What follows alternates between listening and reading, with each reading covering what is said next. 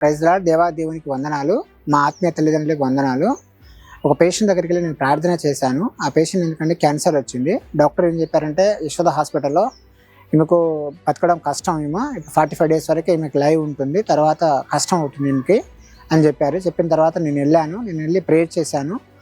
పప్పతో prayer చేయించాను. పప్పతో మాట్లాడి prayer చేశాను. ప్రేయర్ చేసిన తర్వాత రిమూవ్ అంటే వాళ్ళు ఆపరేషన్ చేయించాము, కీమోథెరపీ ఏం తీసుకోమని అంటున్నారు వాళ్ళు. సో డాక్టర్ ఏమన్నారంటే కీమోథెరపీ కానీ ఆపరేషన్ చేసినా వేస్ట్, మీ డబ్బులు వేస్ట్ అవుతుంది, ఏమవుతుంది, ఆమె బతకదు, ఆమె చనిపోయే ఛాన్సెస్ చాలా ఉంది, 100% చనిపోయే ఛాన్సెస్ ఉంది కనుక ఆపరేషన్ కానీ తర్వాత మీరు కీమోథెరపీ కానీ తీసుకోవడం వేస్ట్ సో అని చెప్పేశారు. డిక్లరేషన్ చెప్పేసిన తర్వాత నేను వెళ్ళి వాళ్ళు ప్రార్థన చేశాను. పప్పతో ప్రార్థన చేయించి నేను ప్రార్థన చేశాను. ప్రార్థన చేసిన తర్వాత వాళ్ళు నా ప్రార్థనను విశ్వసించి వాళ్ళు కూడా ప్రార్థన చేసి అప్పటి నుంచి వాళ్ళు ఆపరేషన్కి వెళ్ళమని నేనే చెప్తే ఆపరేషన్కి వెళ్ళారు, ఆపరేషన్ చేయించుకున్నారు. తర్వాత నుంచి ఇప్పుడు కీమోథెరపీ కానీ రేడియేషన్ థెరపీ కానీ ఇలాంటివి లేదు.